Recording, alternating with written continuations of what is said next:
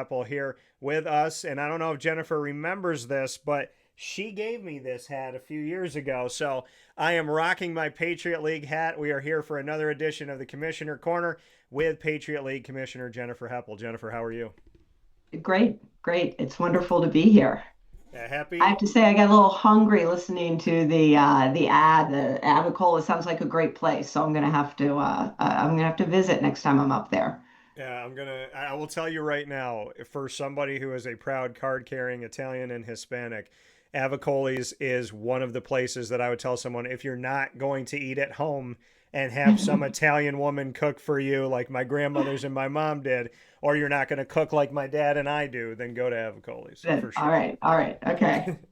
So, first and foremost, I know we're heading toward the end of the year. So, as you kind of assess another year under your belt as the Patriot League commissioner, what are some of those top of the mind things as you go out of 2025 into 2026? Yeah, well, it's interesting just coming off for us end of the football season last week with Lehigh's loss to Villanova in the second round, which was earlier than we would have liked, but it was a great game. So we're, I think just slowly moving out of the fall season, starting to think about league basketball picking up here in a few weeks. Already looking forward to football next year when we're up to 10 members in football, full 9 game schedule. So we're already planning for 2026 football, but short term, looking forward to basketball. Yeah, and like you said, I mean, when you look on the football side of things, I mean, it's crazy how quickly it goes by and how Hmm. we just see the season. I always get really, really excited for college football season, and now here I am. And you talk about the FCS playoffs, and then you take Uh-huh. a look at the fact that the college football playoff is going to be happening in a week from today. Right, It's so right. strange how quickly it happens. But what can you say about what this conference looks like for the Patriot League? Because not only do you have your everyday members in the world of football, but you also have your associate members that have really assembled a very multi-layered, vibrant, I would say, Patriot League football conference. Yeah, well, we had been, I think, 21 years as stability within our football membership, which included two very valuable associate members in Fordham and Georgetown. And then adding over the course of the last 2 years, Richmond, Villanova, and William and Mary, three of the strongest, most historic programs in the East, and certainly with national championships and success. So I like to say we're doing something right. If we're in this environment able to attract institutions that want to be aligned and not just compete, but sit around the table and make decisions and steer the ship with us. So we feel really good about not just in football, but how we are managing within the landscape right now. Yeah, like you said, I mean, when we're looking at this world of realignment, there's literally one move can change so many things. Mhm. A school, what did they say about when Oklahoma and Texas made the decision a few years ago to leave the Big 10, Big 12 for the Mhm. SEC? When they made that decision, I was talking to an NCAA Division II athletic director that said, "Make no mistake, this will touch us. This will affect us." And it did affect them, and they jumped to Division One. And so Right. there's so much to be said about when there's a ripple in the water. So Jennifer, Yeah, it how is. how It close is is. that ear to the ground for you of the ripples? It's that's the way I've always described it as well. It's a ripple. You might not go directly, point A to point B Yeah. with the Oklahoma Texas move, but Yeah. it is what that means over the next few years because it starts to impact the membership within the FBS conferences and then FCS and then into Division Two. And it's as a commissioner, you're aware. You're aware. I feel very fortunate. There is the Patriot League is a stable conference. It doesn't mean we're not immune. It doesn't mean, look, the commissioners are often the last people to know when if they have a school that leaves. Like any Division I commissioner would say that you're often the last person to get the phone call to say it's been wonderful, but we think the best move for our institution is to do X, Y, Z. Yeah. Um, I believe I have a good pulse and on our membership, and we're stable. As I said, we everybody loves where they are. But you pay attention. You pay attention because it impacts your environment. How when you talk about the check-in, right? Because there's and it's as a commissioner, you're re-recruiting your schools just like a coach in the world today is re-recruiting their Mhm. players. Mhm. So, how often do you dialogue with your conference members? Well, it's not. I wouldn't say it's not me. It's they recruit each other. They commit to sitting around that table together Yeah. and saying, looking next to each other, looking across the table and saying, these are the people that I want to be in partnership with, competing against, but really partners within not only higher education, but also where college athletics fits within that model. So it's institutions. I lead in that I try to make sure they have the time and the space together, Yeah. um, to build those relationships and to have those ties and to continually commit to each other and maintaining the partnership that we all have. And probably head coaches would say the same thing about players, right? Yeah. Players recruit each other all the time. So there are similarities there. Jennifer Heppel here with us this morning as we discuss the world of collegiate athletics. Let's solve everything today, Jennifer. So, so when you look at, in this commissioner corner inside a Wake Up Call with Dan Tortora here in the Great Lakes Honda City Studios, Jennifer, for you, you talked about Lehigh and Lehigh being out of the playoffs a little bit sooner than you had hoped, but to Villanova.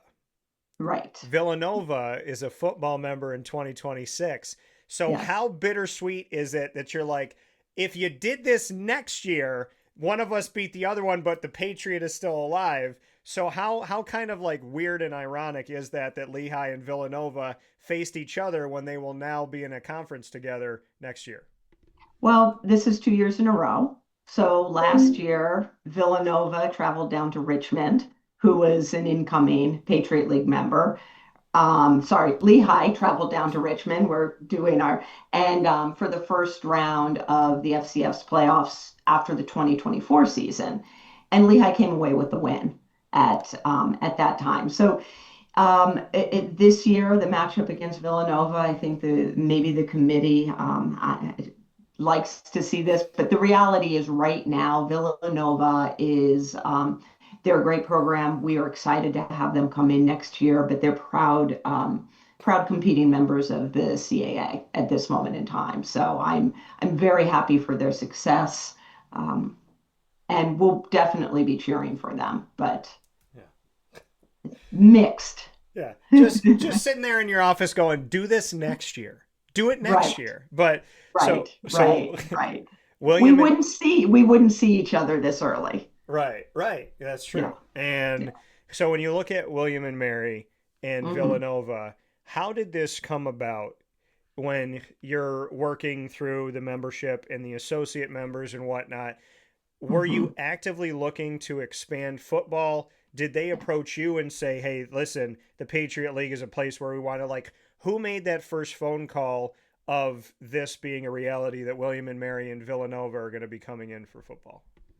Um, it was very long and predated this is my 11th year as commissioner. When, as I said, we'd had 21 years of being a seven-member football conference. Yeah, And that's a lower number within the national scene for FCS. It made non-conference scheduling pretty challenging.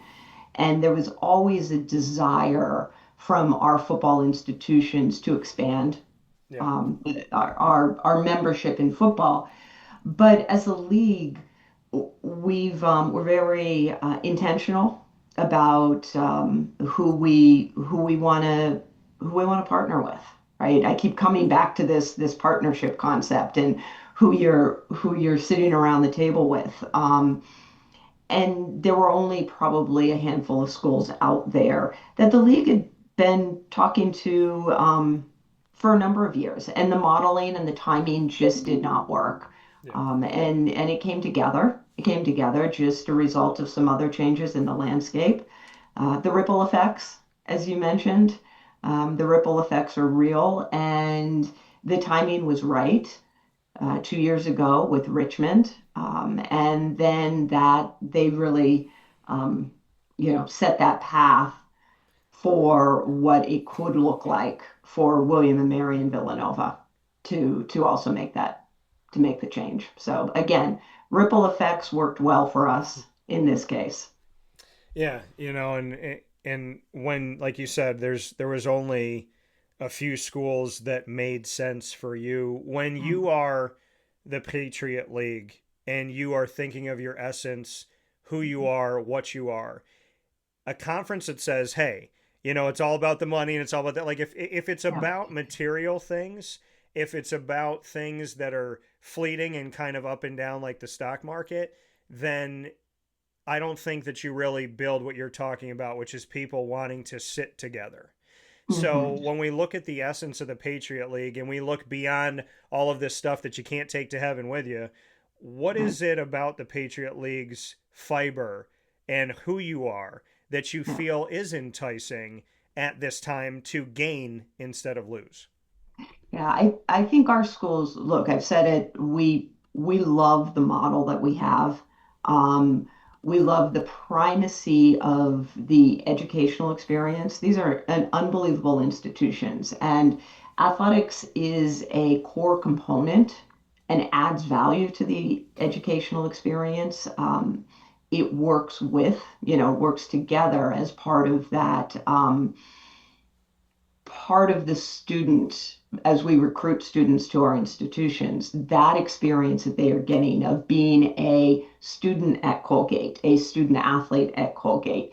But when they graduate, they can say, I have a degree from this institution. I was able to fully participate and compete at the highest level of Division One, but I also fully participated in campus life.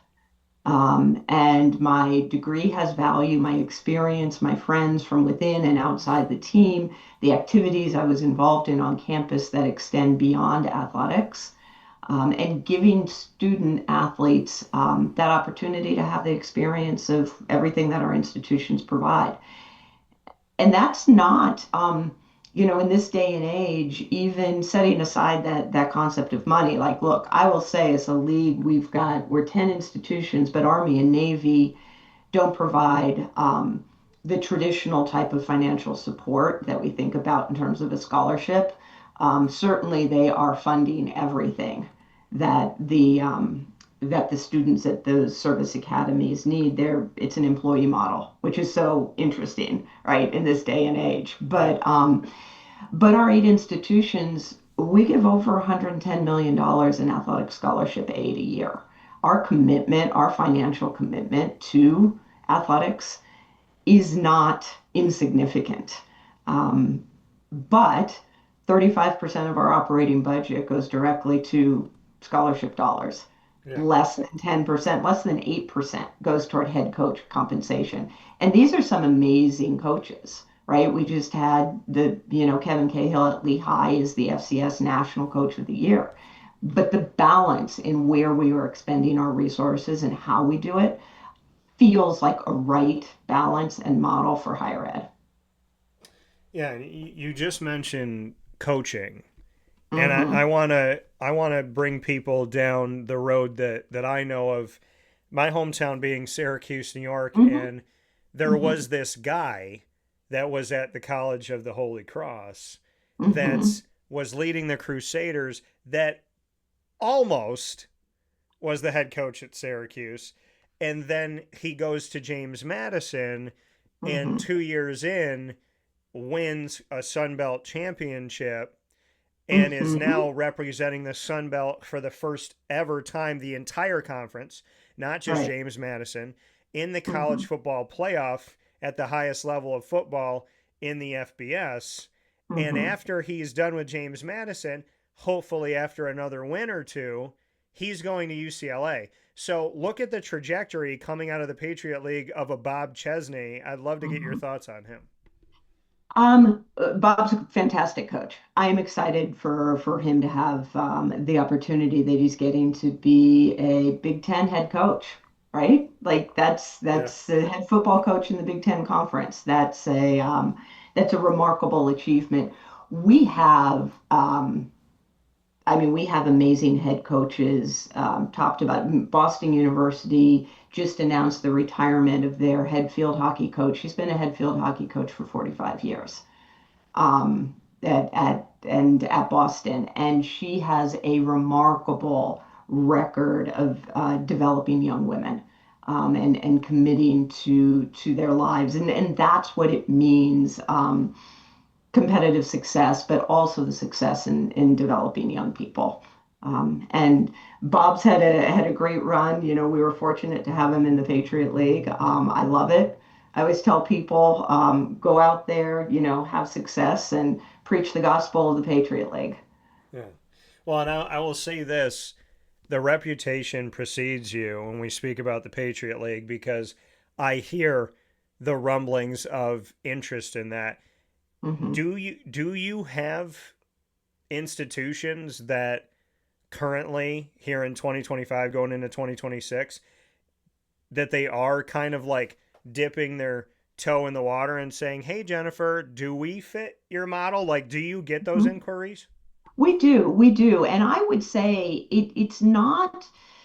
Um, with some of the institutions, it's not as much that they don't fit the model, it's that 10 is a really workable number when we think about maintaining our model and we think about scheduling. You know, and I mentioned the ability of the athletes to take part in campus life. Well, that means they're on campus, Yeah. right? They're not spending days off campus, weeks on end competing. The travel is reasonable.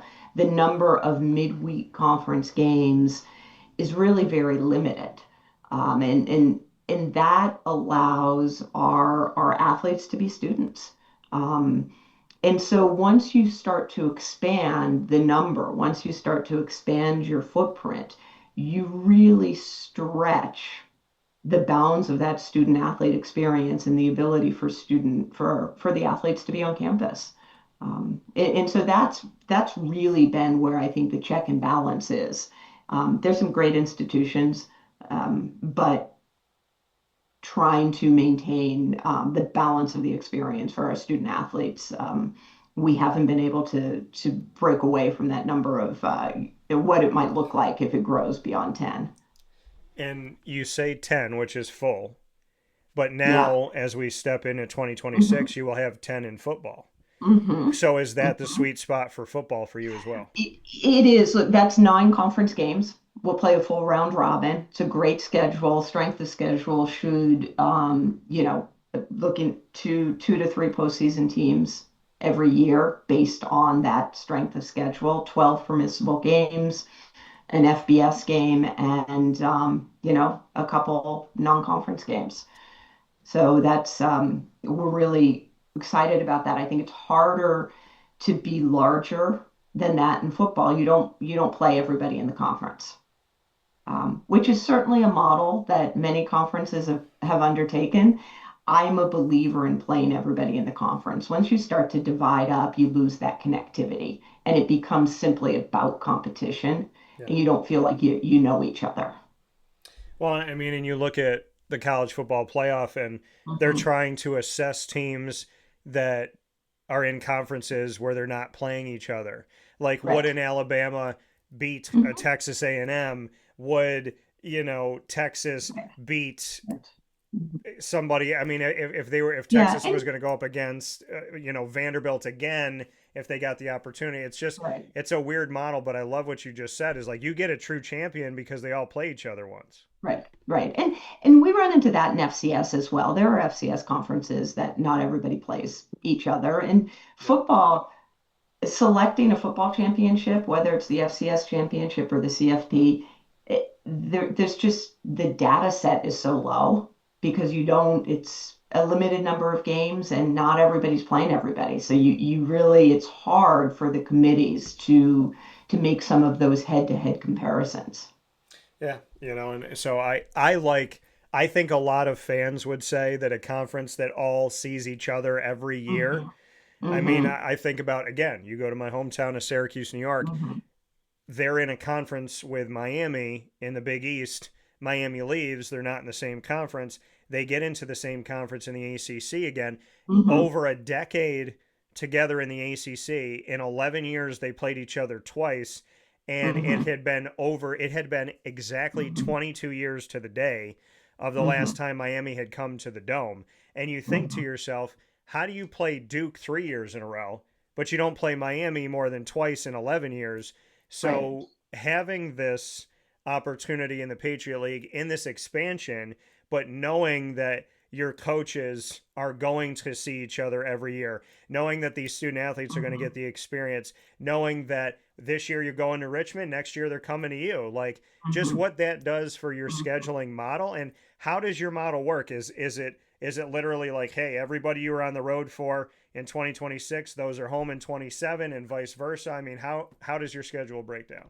That is, that's the goal, yes, is to have that alternating and to try to break up the sort of north-south trips. Yeah. Um, but it is more of an art and less than, and less of a science in these first few years as we're trying to integrate. And no different than some of the FBS conferences that take up a little more bandwidth in the media around going to increasing the number of games and what that does with contracts. Yeah. We're going through the same thing in our schools who had lots of non-conference games that were contracted out 10 years that were trying to unspool those to create room um, for an expanded league schedule and do it respectfully. These are partners in the FCS space. So trying to manage through all of that has been taking a lot of time. When you sit down, I know you talked about having that one FBS opponent for these Mhm. FCS schools within the Patriot League. Do Mhm. you sit down with the brass, with each of these member institutions, and when you're talking to football, so to speak? I know that each school is scheduling who they're going to play, but do you, as a league and as the commissioner of the Patriot League, do you kind of say to them like, hey, when you're doing that one FBS, try to go more local? Or do you kind of look at certain models and say, we'd like you to play this team. We think this will help when it comes to national exposure come FCS playoff time and getting more than one bid? Like, do you discuss with them how to schedule the FBS? Not as much with the FBS, right? Those are games that from a national committee level, selection level, the committee wants to see a game on the schedule, Yeah. and it hurts you if you don't play FBS. Okay. I think we will see that that is something that comes up as a topic in the selection room. Winning an FBS game definitely helps you. We saw that with Tarleton State this year, and they beat FBS opponent. They beat Army. Losing FBS games, it's the majority of position of where FCS institutions are nationally. So we're a little bit probably more hands off with the FBS opponents, other than obviously Army and Navy are Patriot League members that compete at the FBS level. And so we do compete against Army and Navy a lot. And that's just such a wonderful, unique experience that our schools enjoy. So, non conference FCS, is that where you take more of an approach? We have more conversations. It is something that our athletics directors, our football ADs will be doing more of in the future. In the past, when we were only at 7 members, it was sometimes a little bit of a fire sale, right? Like just get who you can get. Yeah. It's a lot of games to fill. And so moving forward, there a little bit more selectivity and a little bit more involvement and conversation between the football ADs. Yes. Here with Patriot League Commissioner Jennifer Heppel in this edition of the Commissioner Corner inside of Wake Up Call with Dan Tortora here in the Great Lakes Honda City Studios. Jennifer, you mentioned Army and Navy, and you Hmm. have them as full Hmm. members Hmm. accept football, but you Hmm. will compete against them in football. Hmm. What is it to you in this Patriot League, even with just simply the name Patriot, to Hmm. have the Naval Academy and the U.S. Military Academy, and to have had, I mean, you've had the Army with you, the Black Knights, since 1990. You've had the midshipmen Hmm. of Navy since 1991. What does Hmm. that do for the overall image of the Patriot League and what that name Patriot means? Even Hmm. though you don't have them for football, what do they do for everything else?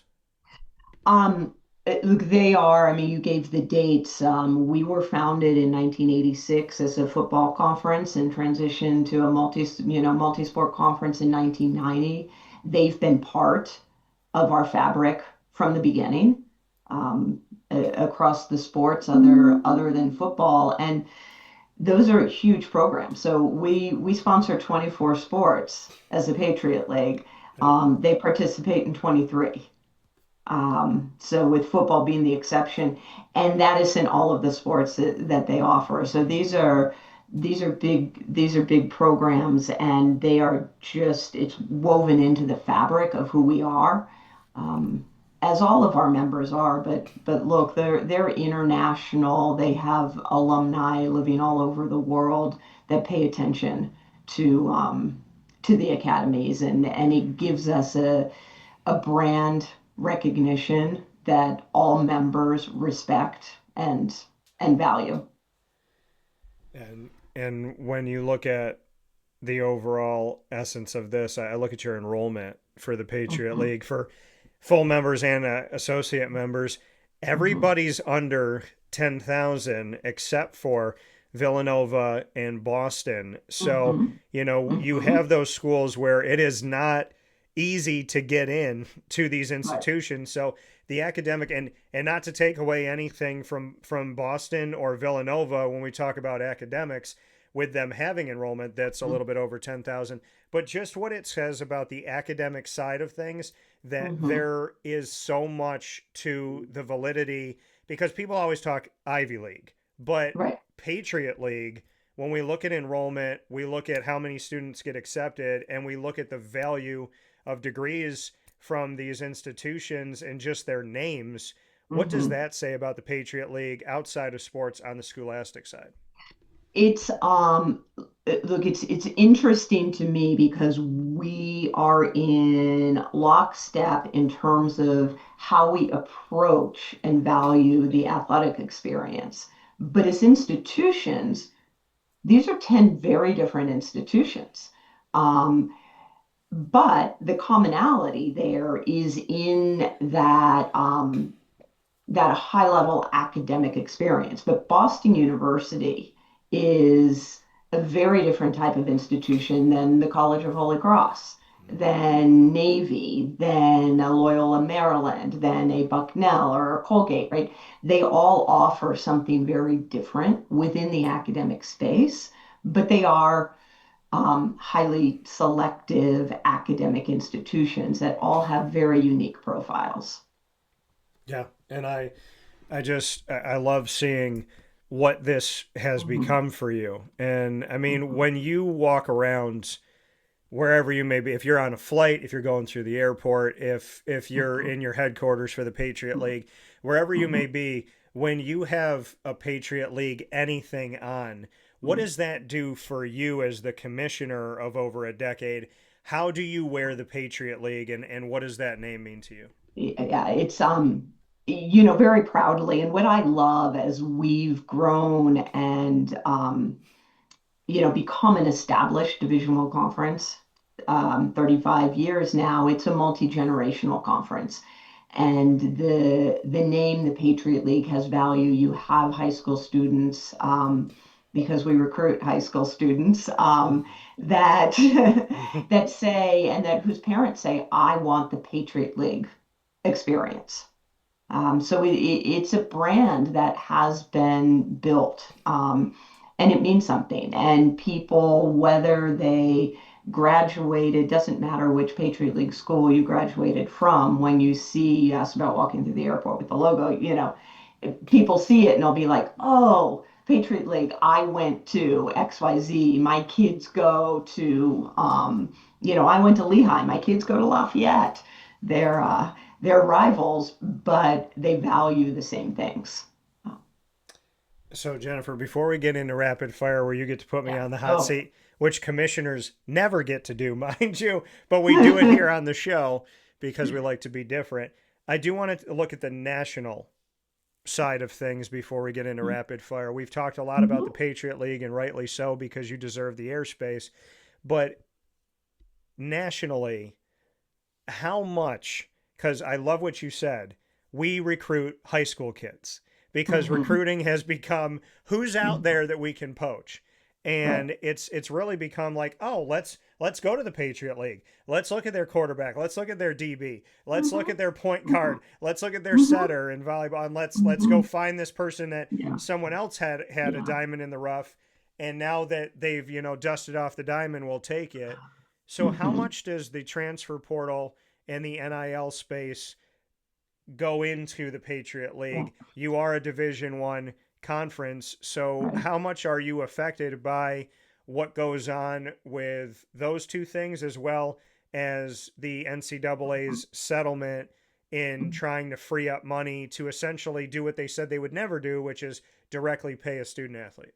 Yeah, it's that's a lot right there. It is. It's all of it. That's all of it right in one question, right? It is. Um, we are it's impacting Division One. Therefore, everybody in Division One is impacted by Yeah. it, in our own way. Every transfer is impactful to a team. Yeah. Um, and so I can look at the numbers broadly. From a Patriot League perspective, we have the highest retention rates in Division One. That doesn't mean we don't have student athletes that are transferring out or transferring in. Yeah. It doesn't mean that those numbers aren't higher today than they were 5 years ago. But I also will say, look, the 23-24 academic year to 24-25, so the last two full academic years, I think there was a 16% increase in the number of student athletes in the transfer portal across Division One. This is somewhere just over 28,000 student athletes in the transfer portal last year in Division One, which is a crazy number. We had 369 of them. So pretty low number, and it's pretty consistent over the last 2 to 3 years. That's been about our number.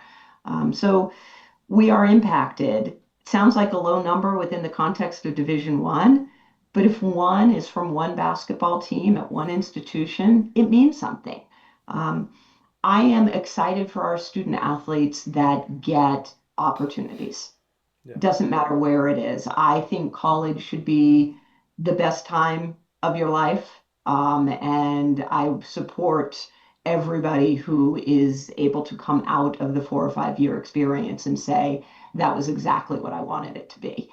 That means something different for everyone. Um, but it is a different environment. And it's the students, you see many students going into the portal that they're not going to have the same opportunity. It's not going to end up in as value, as positive an experience, whether that's from playing time, whether that's from academic, um, and that's hard. That's hard. I think that's the difficulty of the space, is that there are a lot of young men and women where it just doesn't work out well. And Yeah. we talk about the ones that get that million, over $1 million opportunity. Yeah. to leave a Patriot League school and go somewhere else, and great for them. But I worry about the ones that miss that opportunity by entering the portal. And I definitely feel that. I always say it's musical chairs where, like Mhm. in any musical chairs game, eventually when the music stops, there's not enough chairs. Right. So when the NCAA made their settlement Hmm. and they Hmm. came up with this astronomical number that they said is only going to increase, my brain said, so is that money coming from Yeah. boosters? Is it coming from fans? Are we paying more when we go to a game? I know that there's certain Yeah. schools I'll leave unnamed that said that there's now a, like, essentially you're paying a talent fee on top of Hmm. your Hmm. ticket so that you Hmm. can help pay for this. Yeah. So Yeah. how does the Patriot League come into this? Did you opt in and look at that because it also affects Yeah. scholarships and Yeah. availability on rosters. So how did you kind of Yeah. tackle it? Yeah, so so the settlement, and that decision around opting in or not opting in, and as it's called a revenue share, and I think appropriately point out right now with this year it's 20.5 million max that schools could revenue share. Um, there are very few schools where that is appropriately called revenue. It's part of an operating budget, and it's paying players. I think there are schools that have significant revenues, and those student athletes are driving significant revenues, and it should be shared more appropriately than it has in the past. So there are many philosophical arguments around the settlement that I support. It does allow for an increased number of scholarships. That's important. Access to education is um, is the foundation. I call it, access to education is a foundational principle of a strong democracy. So it's hard to, it's hard to argue against increasing opportunity and access to education. Patriot League schools did not opt in this first year.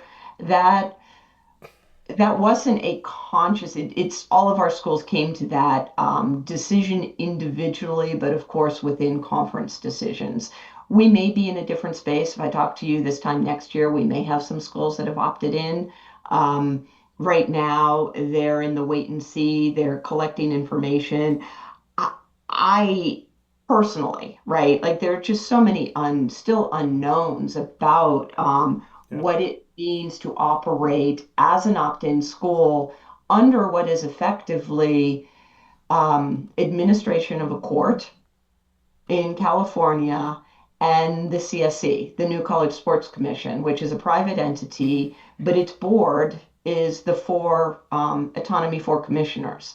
So ceding much of the control over decision making to these types of outside entities. The NCAA is a very large organization, but it's a membership organization. We're all members of it, and we all have ways to influence the outcomes that within the NCAA structure. We don't have ways to influence the outcomes of the CSC. And so that's a big decision. That's an institutional decision. And they'll make my schools, Patriot League schools, strong history of making good decisions. So I trust that they'll end up in the place that makes sense for them and for us as a league. I appreciate that response. And the last thing I have for you before rapid fire is as we reflect on 2025 and you look back on over a decade with the Patriot League leading this Mhm. as their commissioner, Mhm. best part of your job as well as the biggest challenge. Um, If I said it's the same, right? The best part is the people. The best part is getting to go to the campuses and getting to work with the coaches, the administrators, getting to know a few of the student athletes. I think that's one of the most challenging parts of working in a conference office is you're one step removed Yep. from the kind of on campus and really getting to develop relationship with student athletes. Yeah. I do miss that a little bit. I've worked on campuses. But what I love about working in a conference office is the conversations and sitting around a table with really good people. Um, the challenges are these are hard decisions. These are hard issues. Yeah. And there are a lot of unknowns, and sometimes you feel like it's happening to you as opposed to being in control. And I think that's the biggest challenge right now is this sense of what can we control? Yeah.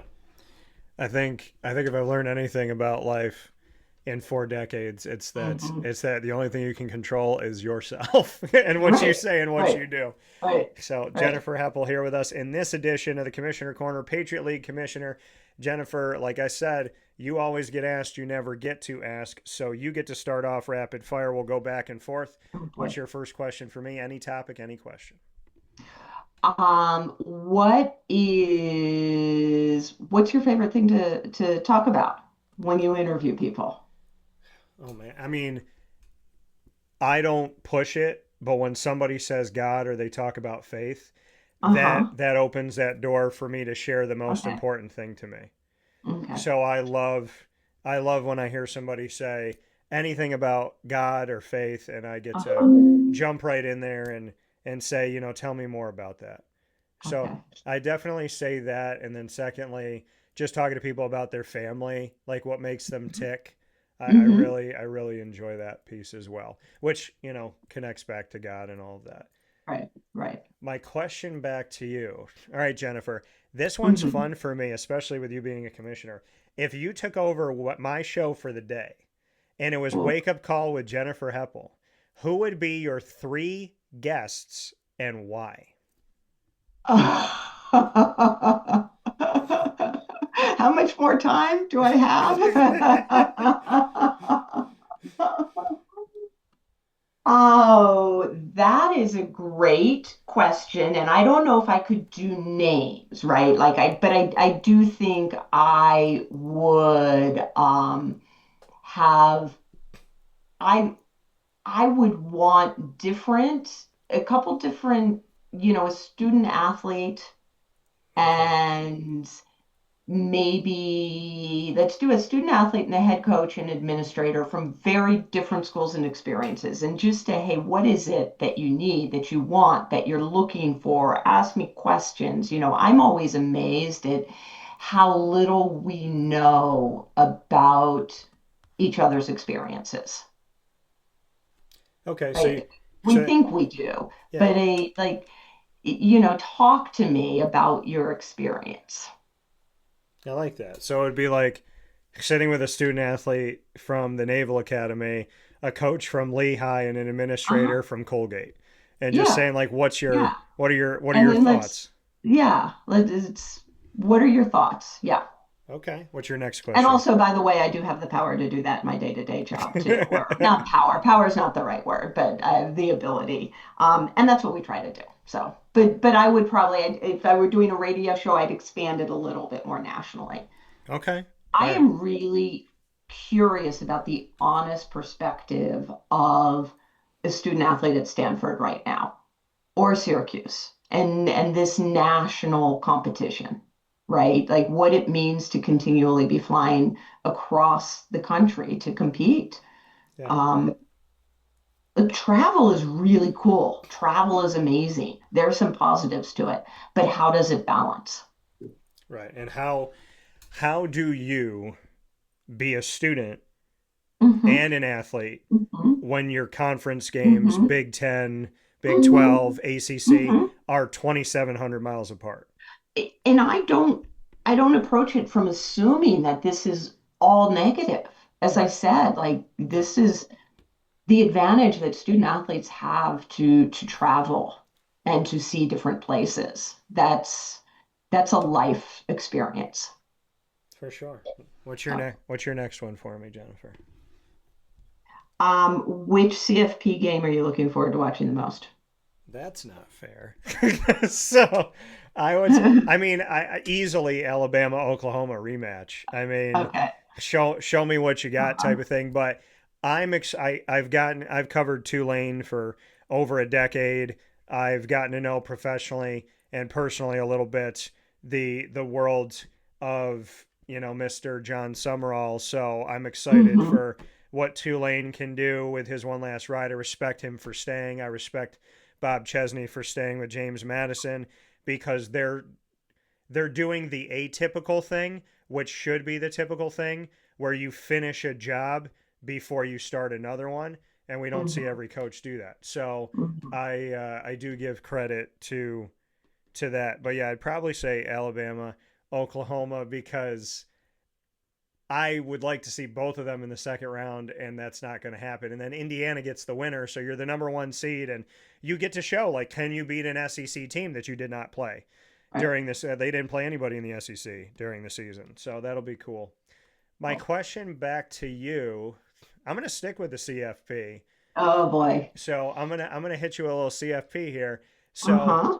of the four seeds that are sitting out the first round, of Oh. Indiana, Ohio State, Georgia, and Texas Tech, 1 through 4 respectively, who is the most vulnerable to you? Uh, oh. Um, that is a great question. Um, and I think the natural reaction is to say Indiana, right? But they keep just because it's a newer experience. Mm-hmm. That being said, it really isn't. They've been winning for a while now. Yeah. Um, yeah. So I don't I don't know that any of them are vulnerable. I think all of them can win it. Like you're a top four seed in the CFP. You can win it. You're not vulnerable. You might get beat, but you're not vulnerable. Okay. I think there's going to be some challenges after this first round. What's your last question for me, Jennifer? Do you open presents Christmas Eve or Christmas morning? Growing up as a kid, we went to dad's, my grandparents on my dad's side, Christmas Eve, Mm-hmm. and then Mm-hmm. Christmas morning with my parents, and then Christmas Day after that with my mom's parents.